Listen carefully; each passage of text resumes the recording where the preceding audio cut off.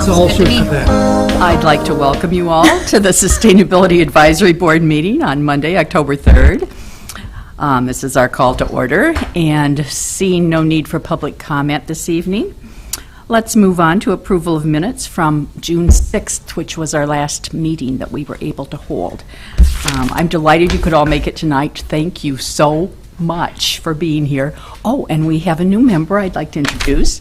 His name is Ryan Heyman. Did I get it right? Hammond. Hammond? Yep. Hammond.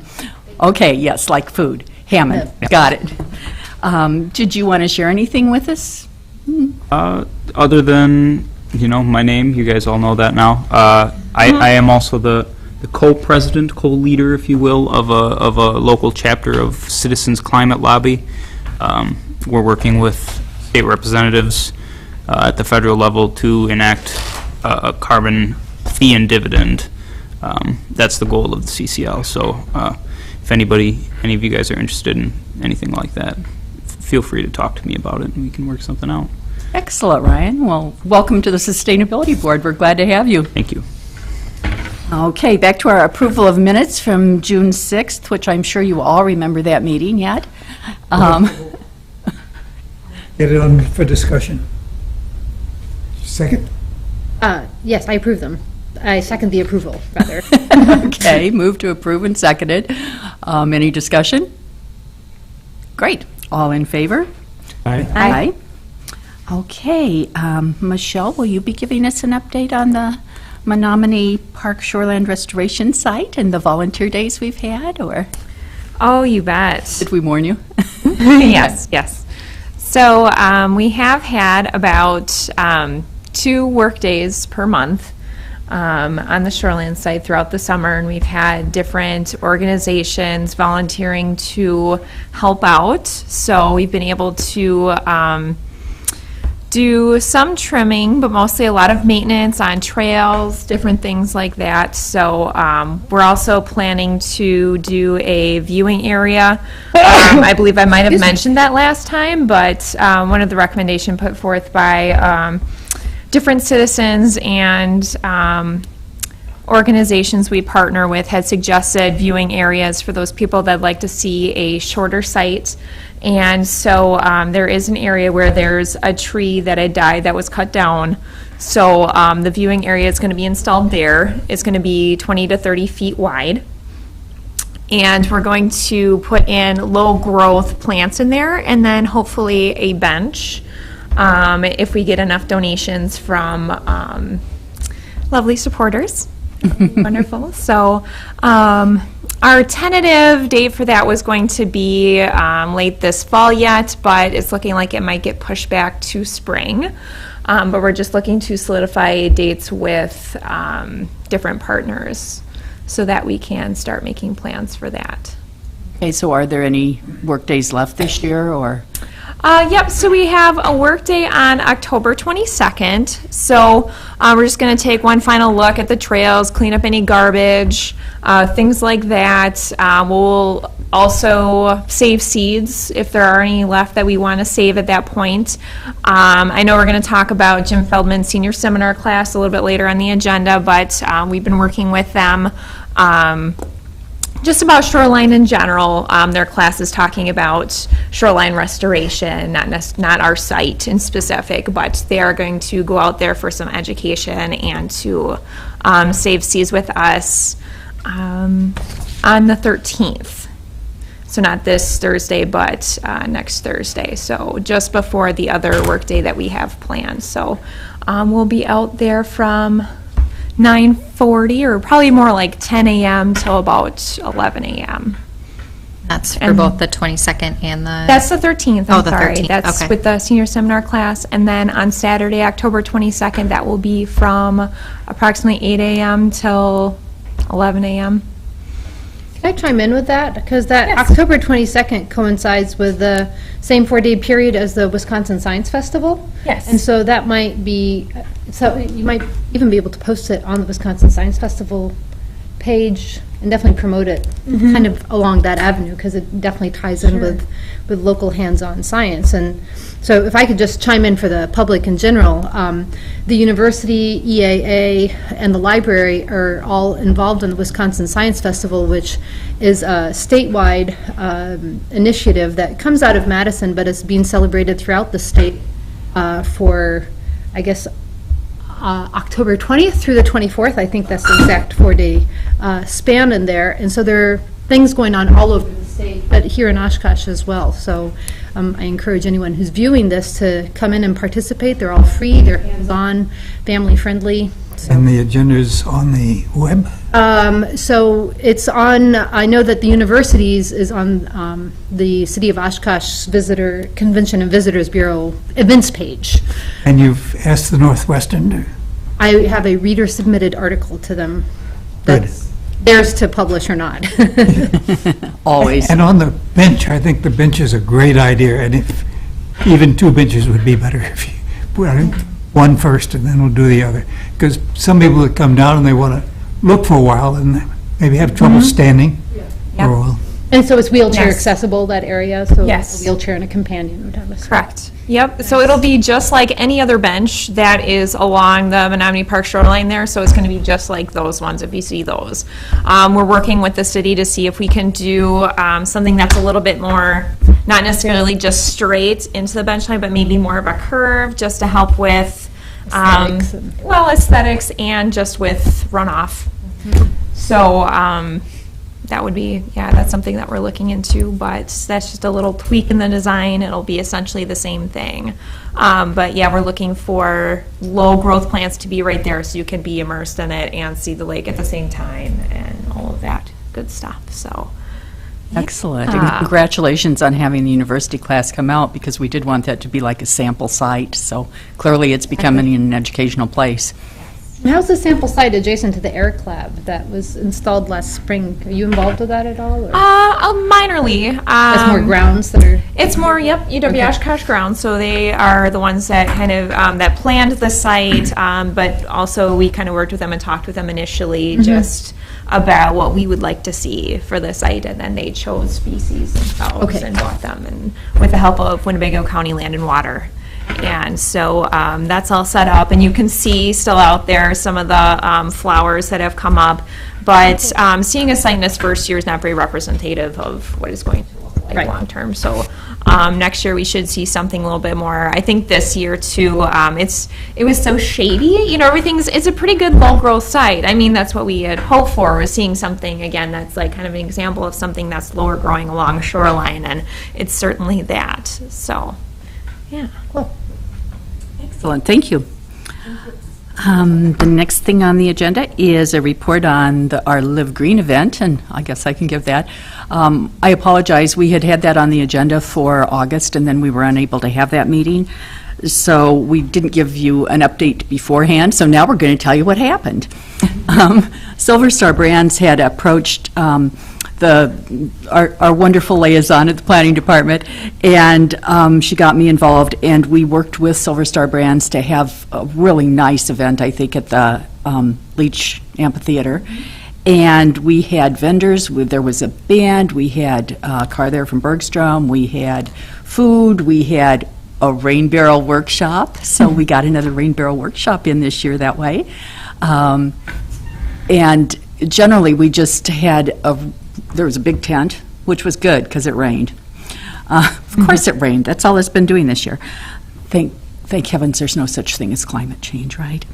But anyway, we had this very nice event that a lot of planning went into. Liz worked very hard on it. I did some stuff, and the people, the green team at Silver Star did a fantastic, outstanding job. So we were very pleased with it. Our only disappointment, I think, was the weather, and that did keep numbers down.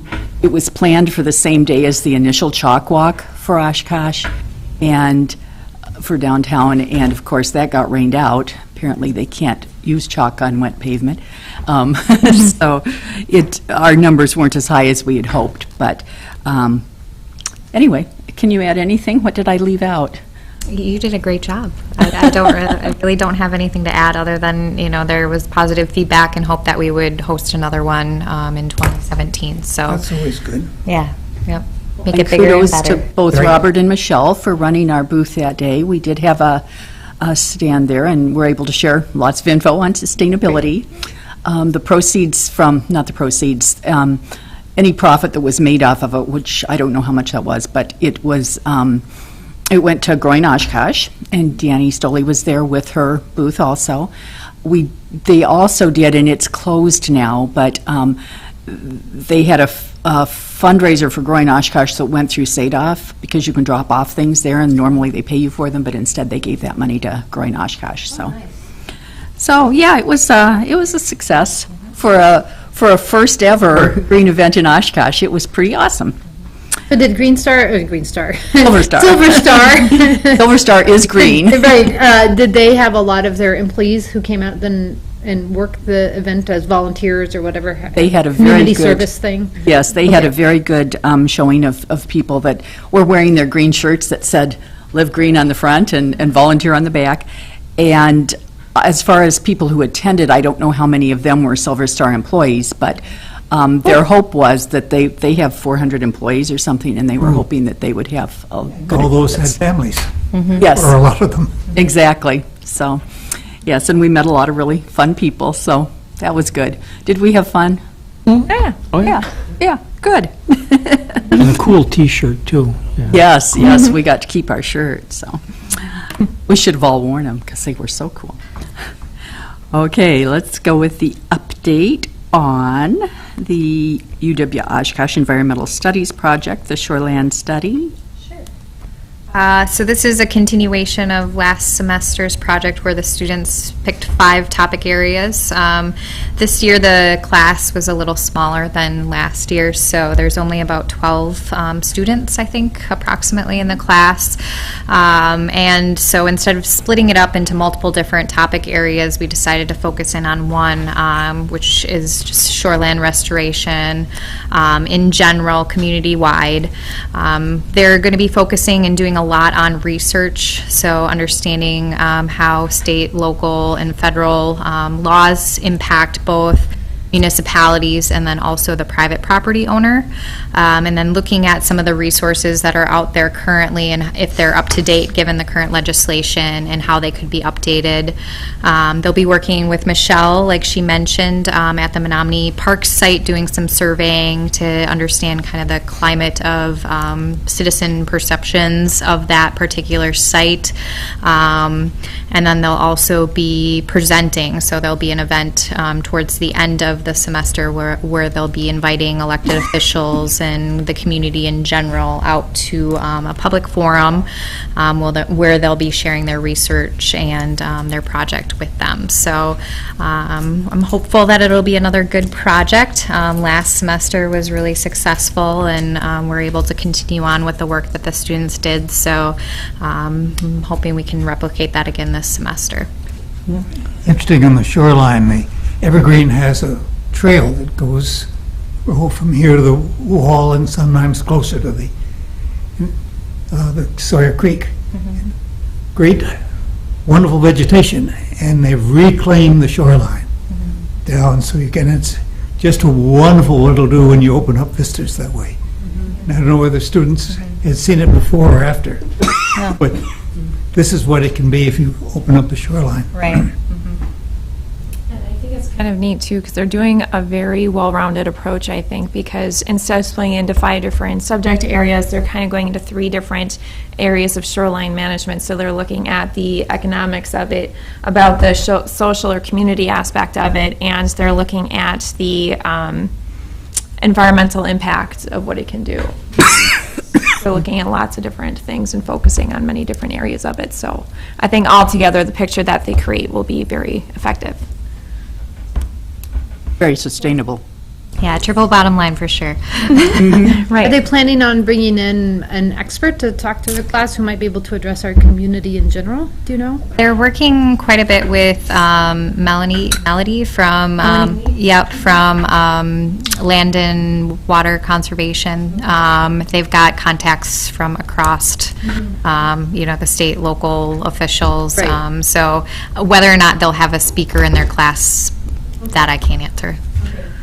I'll ask Jim, because that might be interesting to the general public, since we have other places around the city to Yeah. come and hear other perspectives on it. Right, yep. Yeah, I think for the invite, to that final presentation that the students give, it would be really neat to get some people involved with that. Sure, not only the public, but there's private individuals who have Shoreline. Exactly. yeah. Right, Yeah. who might be interested in doing that, kind of like doing butterfly gardens, and Right. that started off here and there, and now it's a thing, and you can Well, and, do it. and the vast majority of our shoreline within the city is owned by private individuals. So it's really important that we get the information out to them so that they can make informed decisions about Right. how they treat their shoreline. So I think that's going to be a big aspect of what they're going to focus on through their class project. And will the class do a evaluation or a survey or any kind of, for the homeowners? They're planning on doing, the only survey that I'm aware of is going to be, they're going to be on site in Menominee Park to get some feedback on the site there. But if you have suggestions or ideas, we're open to them. Good. Okay. That's all I have. Any other comments on that? Okay. Moving on, we have an update on our ICLEI Milestone 2 report, which we gave to the Common Council in a workshop a couple of months ago, and a summary of our Milestone 3 report, and I'll let Lizzie go over that with you. Sure. I think pretty much everyone was involved with the council workshop that was held this summer. Robert, I don't know if you were on the board yet when we had that. Anyways, we held a workshop with the Common Council to review Milestone 2, which was the reduction targets that were set for the city. And the feedback we received at that workshop was they wanted to see a little more research on Milestone 3, which is the climate action plan, and asked to find out what are the contents of a climate action plan, what are the costs, and what are the potential policy implications of such a document. And so I went back and just put together a really broad overview of the Milestone process. And I've also been reaching out to different consulting firms to understand the costs of what it would be for the city to contract with a firm to complete a climate action plan. There's been some notable progress on that, and I'm hoping to finalize that aspect of the project here shortly. But I wanted to include in your packets just an overview of Milestone 3, to answer the council's questions and then get feedback from you before I put it into kind of final memo format and submit it to the city manager, and then he can forward that on to the Common Council. The request is going to be for council to approve Milestone 1 and 2, and then authorize us to move forward with Milestone 3. And my memory is they seem not to have a problem with the approval. It wasn't going to cost anything, and there was a lot of good work had gone into it, so, For Milestones 1 and 2. yeah. But what's the timeline for the approval for Milestone 1 is essentially approved already, that was done previously. Yeah, But it's for been, both have been approved by the Sustainability Advisory Board, so now it's just a Right. matter of the Common Council taking formal action on the two. Okay, do we have to write something to make that happen then? That's just a staff, yep. So what I'm going to do is just follow up from the workshop and submit the materials to the city manager, and then he can forward it on to council. Good job, and thank you. Okay. Yeah, were there any comments at all on the overview? Did it seem to answer the questions that you recollect from the direction we received from council? Thoughts, anyone? We had this ahead of time. I don't know if you had a chance to look at it or not. I thought it covered everything I did too. very well, Yeah. and I thank you for that, Liz. You encapsulated it quite well. When I read the part about what does it cost to develop a climate action plan, Well, and I think that actually that is going to be refined a little bit further, because I have received some kind of guidance from consulting firms, and I think that it's going to be between the $25,000 and $50,000 range for our community, which is really encouraging to hear, so. Oh, yeah, very much so. Yes, given the range that was shown here. And then it's the much other, better. the other thing that was put out there as an offer is Jim Feldman's class next semester. It's going to be a rather large class. So, this semester it's not a lot, next semester there's a ton. And that's a potential class project that they would want to take on as well. So if funding is not available to hire someone, there is that option of working with UW Oshkosh and the undergraduate students to complete a climate action plan, so. That's what my question was going to be, where you say ICLEI does provide a software package and technical assistance for its members, which would allow city staff and SAB members to complete the plan. We could also include university students or interested Right. people, other volunteers to help us with that. Yep. Because quite honestly, our inventory took a while with a lot of volunteer help. It did. So it would be nice to move this on, before we get to 2025, which I think, before we start hitting our reduction goals, goal dates, I should say. Was there any other comment on what was in here, or Kim? No? Thank you for Awesome. all the Yeah, work that thank into you. that. Okay, good.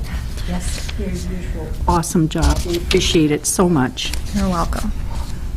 Do we have anything that we would like to put on future meeting agendas? Of course, we're continuing to work on our plan from last year, and we will be redoing that, updating that in January. Our brains think alike. That's exactly what I was just about to say, is we're going to have to start updating our 2016 plan and working on 2017, so, anything else? No. Okay. All right, well then, we'll just go with what we've got and keep working on it. We only have like 2 more months this year. Doesn't that seem odd? I mean, where did this year go? It was like 5 minutes long. So we'll put on your thinking caps for 2017. Our next meeting then will be on Monday, November 7th at 6:00 p.m. And I would entertain a motion to adjourn to work session so that we can work on our urban beekeeping ordinance. Second. I assume we're all in favor? Say aye. Aye. Excellent. All right.